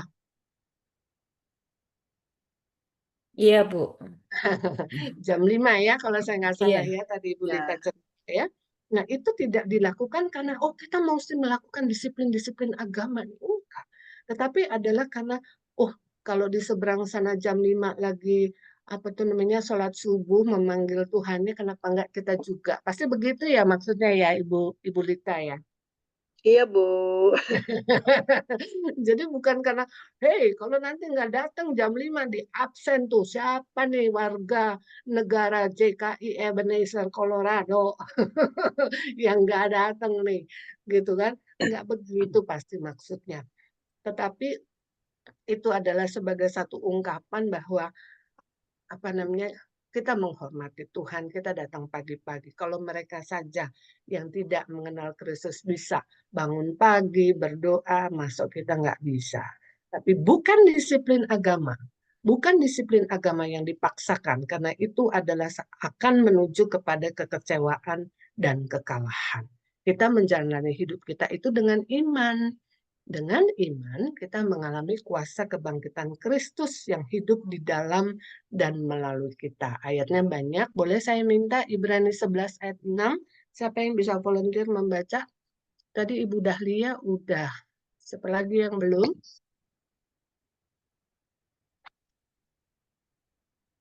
Ibu Saur udah. Berapa ya? Ibrani 11. Kalau mau 2 kali juga boleh kok, silakan. Ibrani 11 ayat 6. Iya, biar saya aja. Ya, boleh. Boleh Pak Bangun. Ibrani 11 ayat 6 yang demikian bunyinya. Tetapi tanpa iman tidak mungkin orang berkenan kepada Allah. Iya. Sebab barang siapa berpaling kepada Allah, ia harus percaya bahwa Allah itu ada dan bahwa Allah memberi upah kepada orang yang sungguh-sungguh mencari Dia. Iya, terima kasih Pak Bangun. Jadi kita menjalani hidup itu dengan iman, ya, dengan iman, bukan karena sesuatu yang kita paksakan untuk menentukan satu standar hidup tertentu. Enggak, kita menjalani hidup itu dengan iman. Kita mengalami kuasa kebangkitan Kristus yang hidup di dalam dan melalui kita. Jadi kita mengalaminya itu berdasarkan iman, bukan untuk mencapai garis tertentu atau mencapai tujuan tertentu. Itu sebagai sebuah respons terhadap kebaikan Tuhan dalam hidup kita. Ini dikatakan iman, tolong ditulis di buku saudara, iman adalah kata lain untuk percaya. Tetapi percaya itu harus memiliki objek, dan objek iman percaya Kristen adalah Tuhan dan firman-Nya, diisi ya, Tuhan dan firman-Nya. Yohanes 14 ayat 14. Menyedihkan sekali bahwa kebanyakan orang Kristen itu hidup seperti orang ateis. Mereka mengaku percaya kepada Allah, tetapi bertindak seakan-akan Allah tidak ada. Atau seakan-akan Allah tidak mau menolong dia. Sehingga apa? Hidupnya itu boleh Kristen sih, tetapi hidupnya itu seperti orang ateis ya. Tuhan ada nggak apa-apa, Tuhan nggak ada nggak apa-apa. Kenapa? Karena itu tadi tidak menjalani hidupnya berdasarkan iman. Nah, orang yang bertabiat duniawi ini dapat menerima jawaban Allah untuk mengubah hidupnya secara kerohaniannya yang terombang-ambing itu dan menjadi orang Kristen bertabiat duniawi dengan melakukan pernapasan rohani. Ayo kita napas. Apa yang kita lakukan pada saat kita bernapas, Bapak Ibu? Ada dua. Apa yang kita lakukan pada saat kita bernapas? Pak Toga, apa Pak kalau Bapak lakukan pada saat Bapak bernapas? Menghirup udara. Menghirup udara, udah? Mengambil Memasukkan ke oksigen. dalam paru-parunya, Lalu? menghembuskannya kembali. Menghembuskan. Nah, kalau di dalam pernafasan rohani itu kebalikannya. Dalam pernapasan rohani adalah kita mengeluarkan napas dulu, keluarin, karena pada saat kita mengeluarkan napas itu adalah satu simbol bahwa kita mengaku dosa-dosa kita. Ya, jadi mengeluarkan napas dulu, menghembuskan udara kotor, baru menghirup udara bersih. Pada saat kita menghembuskan udara kotor, itu adalah pada saat kita mengaku dosa kita. Mengaku artinya setuju dengan Allah terhadap dosa-dosa kita sesuai dengan janji Tuhan di dalam 1 Yohanes 1 ayat 9. Barang siapa jika kita mengaku dosa kita, maka ia adalah setia dan adil, ia akan menyucikan kita, baca bersama ya sambil kepal ya. 1 Yohanes 1 ayat 9. Kita baca bersama-sama ya, walaupun nggak dibuka ininya, mic-nya nggak apa-apa. Jika kita mengaku dosa kita, maka ia adalah setia dan adil, sehingga ia akan mengampuni segala dosa kita dan menyucikan kita dari segala kejahatan. Iya, terima kasih. Itu Pak Toga yang baca ya? Bukan, Pak Rahab. Oh, Pak Harahap. Ya, Pak Harahap yang baca ya. Jadi kalau kita mengakui dosa kita, ya kita mengaku itu, firman Tuhan mengatakan jika kita mengaku dosa kita, maka ia adalah setia dan adil sehingga ia akan mengampuni segala dosa kita dan menyucikan kita dari segala kejahatan. Tapi ada kata adil ya. Ada kata adil, nanti kita bahas lebih lanjut. Tapi saya rasa Bapak Ibu sudah mengerti apa yang dimaksud dengan kata adil.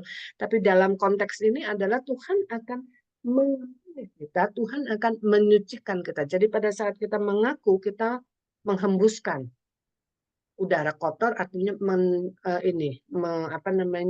mengaku dosa kita.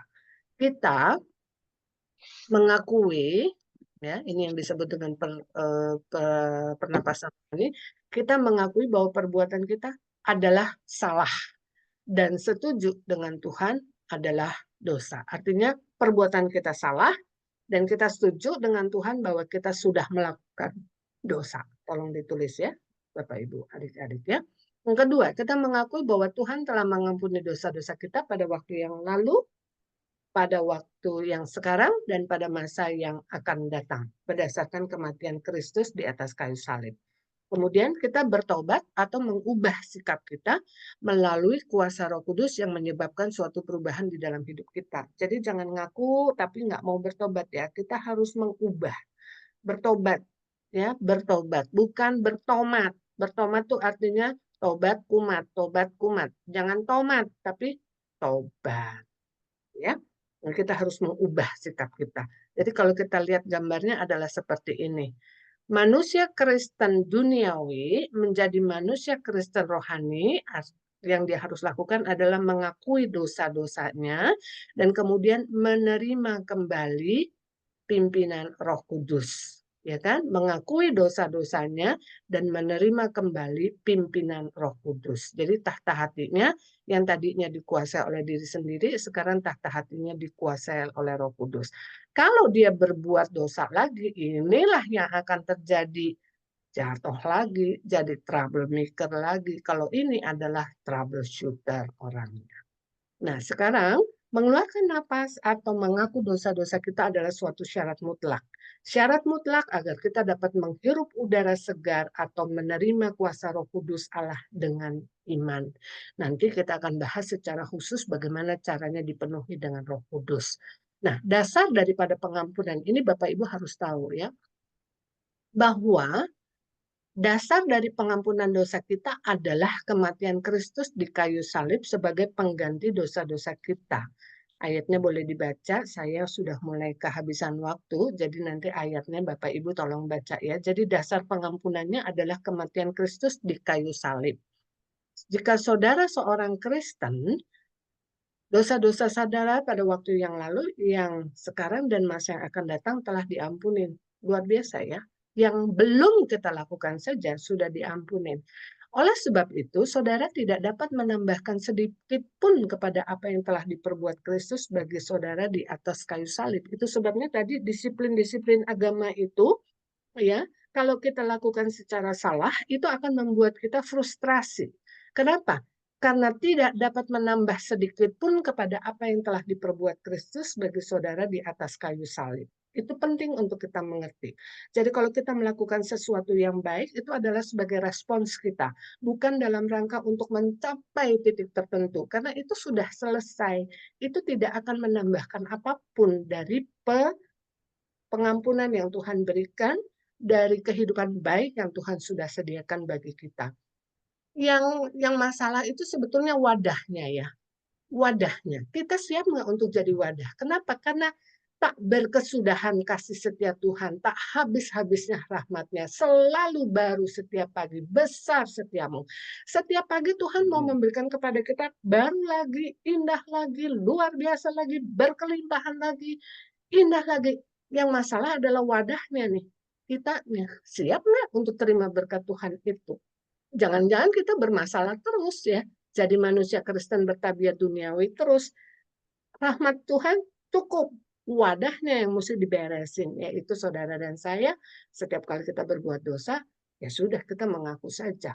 Jadi saudara harus bersedia untuk menerima saja pengampunan dan penyucian Allah dengan iman. 1 Yohanes 1 ayat 9 tadi sudah dibacakan oleh Pak Arahab. Efesus 2 ayat 8 dan 9 mengatakan, bukan karena kemampuan kita ya, kita diselamatkan, itu semua karena pemberian Tuhan, itu kebaikan Tuhan semata-mata.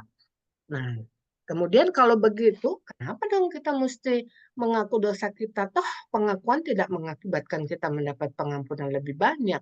Benar kan? Kenapa? Kenapa? Karena Kristus telah mengampuni kita satu kali untuk selamanya. Tetapi pengakuan itu menjadi penting karena itu adalah sebuah pernyataan iman. Dan suatu tindakan pengakuan yang konkret bahwa dosalah yang mengakibatkan Allah membuat suatu kenyataan di dalam pengalaman kita tentang apa yang telah Ia perbuat bagi kita melalui kematiannya. Pengampunan Allah cukup, tetapi kita tetap minta ampun. Kenapa? Karena itu adalah suatu pernyataan iman dan suatu tindakan pengakuan yang konkret terhadap dosa-dosa kita. Jika kita tidak mau mengakui dosa kita, maka kita akan menjadi orang Kristen bertabiat duniawi. Berjalan dalam kegelapan, tidak di dalam terang dari kasih dan pengampunan Allah. 1 Yohanes 1 ayat 7. Jadi saudara-saudara, mengalami kehidupan bersama dengan Kristus adalah pengalaman yang luar biasa.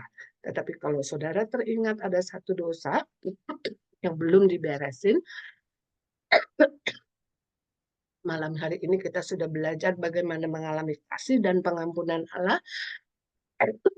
Maaf, dengan mempraktekkan apa yang disebut dengan pernafasan rohani. Tahan kita sudah selesai. Kita bisa, ada waktu nggak Ibu Tina untuk kita bisa breakout room, masuk ke dalam breakout room 10 menit? Masih boleh Bisa, Ibu Bu. Tina? Masih bisa ya? Oke, Bapak Ibu, kita akan masuk ke dalam breakout room. Tadi saya meminta kita semuanya punya kertas ya, kertas kosong. Nah, di kertas kosong inilah nanti kita akan dibagi Saya minta bantuan Ibu Tina nih agak mendadak nih. Sorry ya Ibu Tina ya. Ibu Tina akan membagi kita dalam kelompok. Teman-teman Inalta satu kelompok aja ya Mas Ari ya di ini ya. Mas Ari masih ada teman-teman? Nggak ada, Ari nggak nggak ada. ada. Sudah itu ya karena mereka ada ibadah siang nih. Gak apa-apa ya kita aja ya. Jadi nanti Ibu Tina akan membagi dalam 3 kelompok aja Bu. Dalam Oke. 3 kelompok, nanti setiap kelompok itu ada pelatihnya ya masing-masing. Saya nggak ikutan Bu. Jadi pelatihnya dibagi Oke. aja. Ini Lalu kita ada nanti 13. 13 kita bagi 12. 3. 12 dibagi 4. Bagi Mm-mm, 3 ya? bagi 3. Berarti Jadi 4 orang ya? nanti Ya. Ibu Tina akan membagi di dalam breakout room. Nah, Bapak Ibu akan melakukan apa yang Iyalah, ditulis di dalam buku, ya, setuju. mendaftarkan dosa-dosa kita. Jangan dikasih tahu tapi sama orang yang lain ya, dosanya apa. Itu pribadi aja. Nanti salah seorang ada pelatih yang ada di kelompok itu akan menolong kita untuk ini dulu kan, berdoa bersama, kemudian Bapak Ibu dalam ketenangan menulis dosa-dosanya, dan setelah selesai berdoa minta ampun sesuai dengan 1 Yohanes 1 ayat 9, ayatnya dulu ditulis di atas ya Bapak Ibu, kemudian berdoa 1 Yohanes 1 ayat 9 diucapkan, kemudian kertasnya dirobek kecil-kecil, itu sebagai sebuah simbol bahwa dosa itu udah beres, jangan diutak-atik lagi. Bu Tina akan membagi kita, Bapak Ibu, kita masih ada waktu, boleh ya 10 menit bisa kali ya Ibu ya? Cukup ya? Bu Mutiara bisa ulangin lagi, saya lagi bagi-bagi tadi nggak nyimak. Jadi kita Iya, mesti berbuat apa Bu? di dalam kelompok Bapak Ibu, nanti kertasnya ditulis di atas 1 Yohanes 1 ayat 9. Tulis kata-katanya, tadi udah dibacain sama Pak Bangun Harahap. Oke? Oke. Setelah itu berdoa bersama. Berdoa Oke. bersama supaya Tuhan menunjukkan dosa yang hari ini Tuhan tunjukkan kepada Bapak Ibu. Habis berdoa, ditulis dosa-dosanya yang saudara ingat, yang Bapak Ibu ingat. 1, 2, 3, 4, 5. Ya. Setelah itu, dosa-dosa itu Bapak Ibu akuin di hadapan Tuhan. Nggak usah kedengeran dosanya apa. Itu cuma urusan saudara dengan Tuhan. Setelah berdoa minta ampun, lalu dirobek kecil-kecil kertasnya, supaya nggak ada yang bisa lihat lagi. Itu hanya sebuah ini aja, loka karya aja. Jelas Bapak Ibu, ada pertanyaan? Bukan 20 menit, 10 menit aja. Oke, Setelah 1 itu, Yohanes 1 ayat 9 ya. iya. Setelah itu nanti kita kumpul lagi ya, lalu kita masuk. Hanya 10 menit saja, tidak boleh lebih. Ini saya tanya ya Bu, apa namanya? Pelatih 1 orang terus 4 orang gitu siswanya. Ibu Atau Tina bagaimana? Ibu Tina sudah akan membagi dalam kelompok. Di dalam kelompok semuanya pasti ada pelatih. Nanti pelatih yang memimpin. Iya, maksudnya 1 pelatih 4 siswa kan? Tidak, Enggak, di karena dalam satu orangnya kan kelompok. orangnya kan ada 12. Jadi di dalam satu kelompok itu ada 4 orang. Sudah termasuk pelatihnya. Iya. Jadi yang room pertama, Oke. Ibu Liung sebagai pelatih, ada Ibu Cindy, Dahlia, dan Ibu Lita. Room kedua itu Ibu Tiur sebagai pelatih, ada Pak Bangun, Pak Niki, sama Ibu Saur. Lalu yang ketiga, Ibu Nanda sebagai pelatih, ada Pak Toga, ada Ibu Vivi. Saya nanti numpang di room 3. Gitu ya Pak, gitu ya Bu Iya. Mutiara. Betul. Oke. Udah siap? 10 menit ya. Iya. Ya. Apa tadi tulis? Silakan join ya. Saya Pencet belum join. belum dapat. Pencet join itu. Sekali lagi boleh nggak Bu Tina? Di total Bu, ada di ininya, total aja Bu. Join yang biru.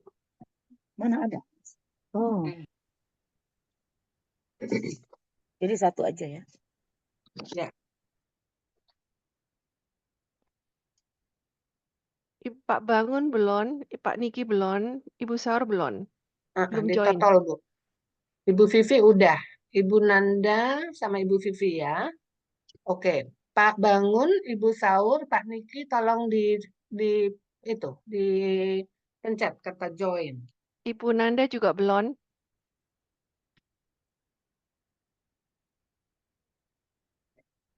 Ibu Pak Nanda Bangun tolong sama Ibu dipencet ya. Saur gabung kayaknya. Ibu Nanda Oh, kayaknya oke. gabung sama Ibu Vivi kayaknya.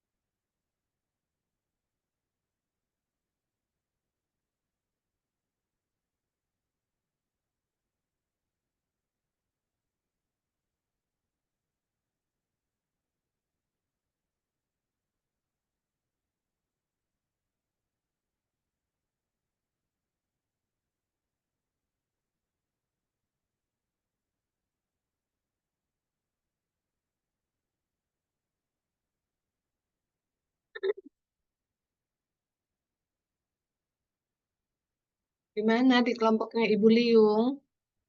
Aman?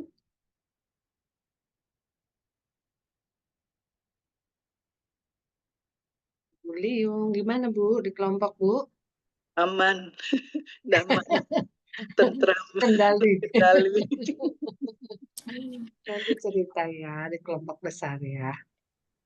Oke. Ini yang lain kayaknya masih bergumul di dalam kelompok lain belum. Dua kelompok. Sudah dirobek-robek Sudah dirobek-robek. segala dosa dan kesalahan. Ya. Iya. Ibu Tiur udah masuk kelompoknya? Oke. Ibu Tiur sama udah masuk. Ibu siapa yang belum masuk nih? Ibu Vivi ya. Ibu Dahlia juga belum. Ya itu. Mana deh? Ini dia. Oh iya. Kok diituin Bu? Kenapa? Ibu Nanda sama Ibu Vivi. Kemana dia? Yuk. Balik ke WA nggak? Bisa Oh, balik WA ke lagi. WA. Ya. Ya, kedengaran kok. Ibu Dahlia ya. 8, 10. Ibu Dahlia sama Ibu siapa ini? Yang... Ini lagi. Oke, tinggal Ibu Dahlia aja. Kalau enggak Ibu pakai punya saya. Ibu Dahlia kelompoknya siapa tadi? Kalau misalnya belum bisa masuk, Saya. kita dua Ibu aja. Liung. Iya, Oh, oke. mungkin dia enggak perhatikan totolan itu. Jadi masih di dalam ruang itu. Nah, itu udah keluar. Bentar. Ibu Dahlia baru dipanggil namanya. Ibu Vivi kepencet yang enggak, dia mau try to come back in. Iya. Sebentar ya. Ibu Dahlia sama Pak Toga bisa di videonya bisa dibuka. Kita mau ketemu lagi nih. Itu bisa masuk. Udah bisa masuk. Pak Toga udah. Ibu Dahlia? Iya nih, tunggu. Ya, Ibu Dahlia. Ya. Iya. Ya, Ibu Vivi. Ya, oke. Bagaimana pengalaman Bapak Ibu tadi di kelompok? Mungkin Pak Bangun bisa cerita, Pak Bangun Sarahap, apa yang Bapak alami tadi di kelompok, Pak? Di-unmute dulu boleh?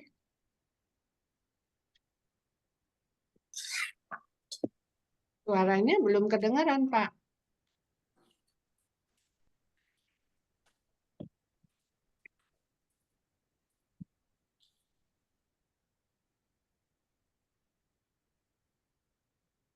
Ya, suaranya Pak Bangun belum kedengaran, di-unmute dulu, Pak.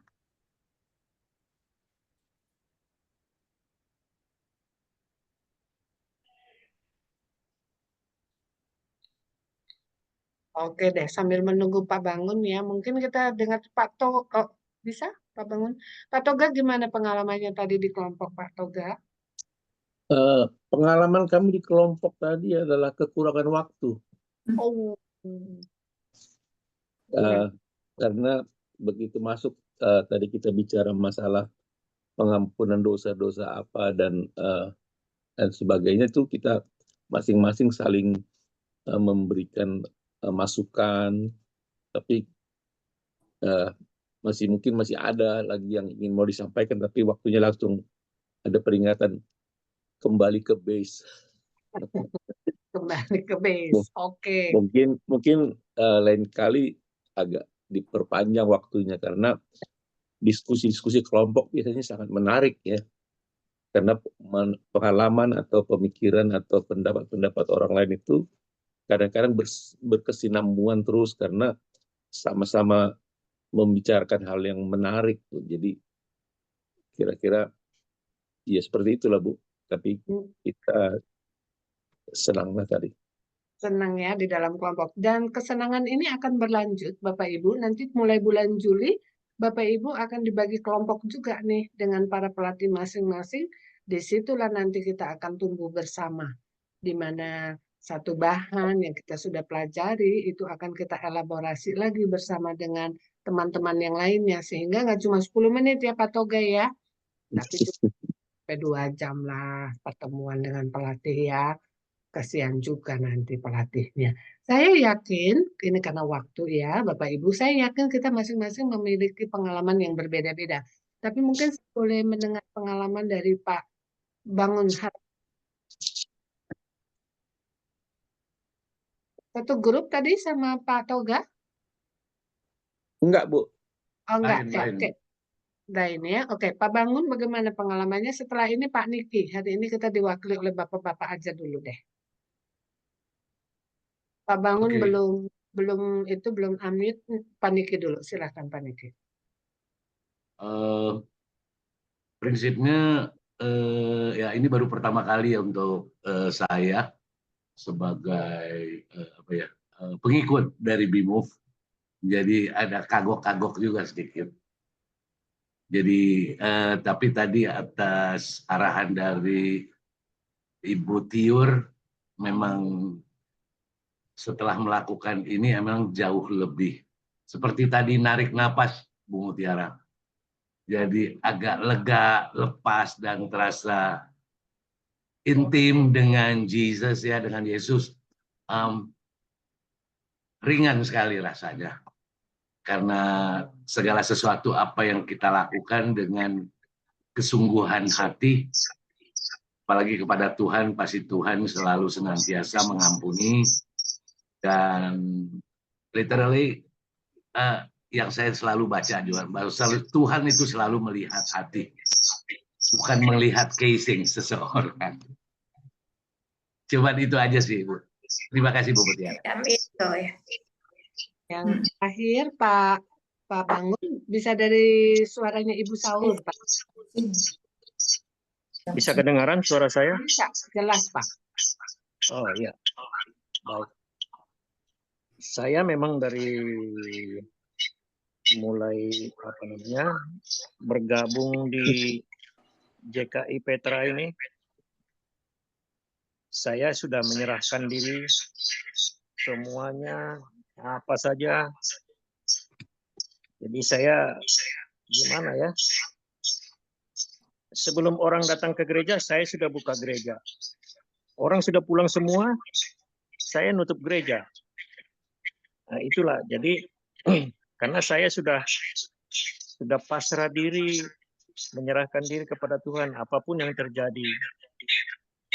Jadi orang tidak tahu pernah saya mengeluarkan sampah di musim hujan. Rupanya sampah itu udah campur dengan air hujan. Tertumpah ke baju saya dan saya jatuh. Tidak ada orang yang lihat. Tapi saya bersyukur kepada Tuhan, saya tidak celaka. Jadi jatuh tidak sampai tergeletak. Itulah. Jadi itu karena berkat Tuhan. Ya. Selama ini saya tidak pernah cerita sama siapa. Karena saya kalau cerita nanti saya minta dikasihani gitu. Padahal umur sudah jalan 79. Tapi ya itulah berkat Tuhan ya, jatuh tidak sampai tergeletak, itu saja.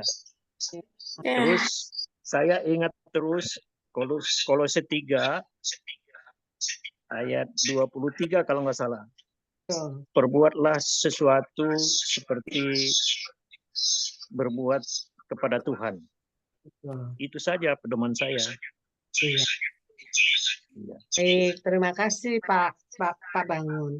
Jadi malam hari ini kita sudah belajar ya untuk menjadi orang yang Tuhan. Caranya mudah sekali. Caranya adalah biarkan Roh Kudus untuk kita ingat bahwa kita melakukan kesalahan, kita cukup melakukan pernafasan rohani, dan jalannya itu dengan imannya. Pernafasan rohani adalah menghembuskan udara kotor, yaitu mengaku dosa-dosa kita, lalu menghirup udara bersih, yaitu kita minta lagi supaya Roh Kudus yang mengisi dan bertahta di dalam diri kita. Itu yang harus kita lakukan. Dengan demikian, hidup kita akan dipimpin dan dikuasai oleh Roh Kudus sehingga kita bisa mendapatkan hidup berkemenangan dari waktu ke waktu, Terima kasih Bapak Ibu, malam hari ini kita sudah menyelesaikan pelajaran.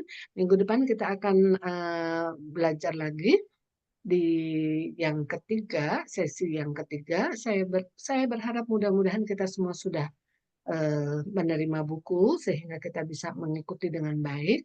Tapi minggu depan kita akan tolong dipersiapkan, minggu depan kita akan belajar TC yang ketiga.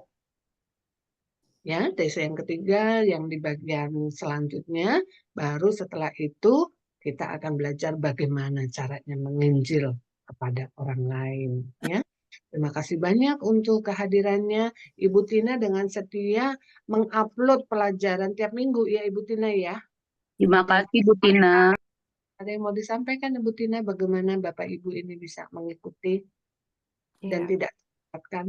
jadi BMove ini sekarang punya channel khusus di YouTube. Bisa di-subscribe dan bisa di-like. Nanti kalau Ibu udah subscribe, begitu itu YouTube videonya di-upload akan dapat notification.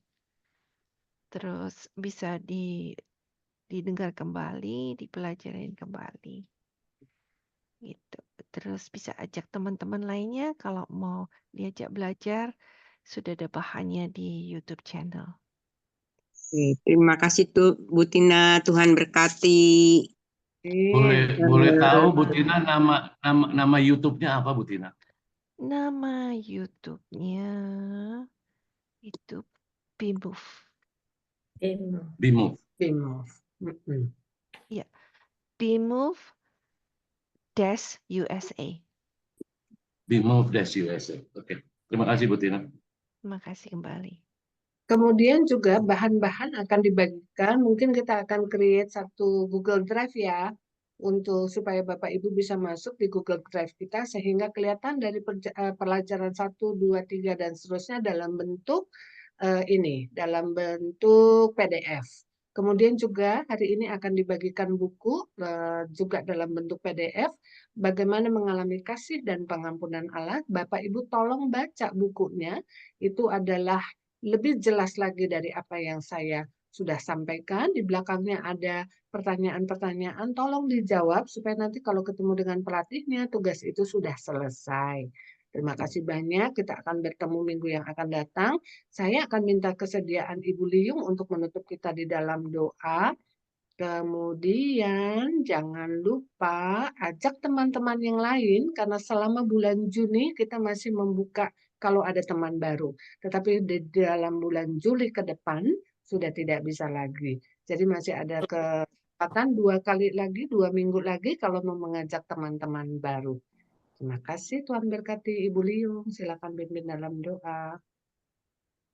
Terima kasih Tuhan, malam hari ini kami sekali lagi diajar bagaimana pengetahuan hubungan kami dengan Tuhan. Tuhan terus pimpin setiap kami dan juga bisa melakukan apa yang diajarkan dari ayat-ayat banyak yang kami pelajari hari ini, supaya kami ini terus tekun dipimpin oleh Roh Kudus dan bisa lebih rajin lagi baca firman-firman Tuhan dan bisa menerapkan firman Tuhan dalam hidup kami setiap saat.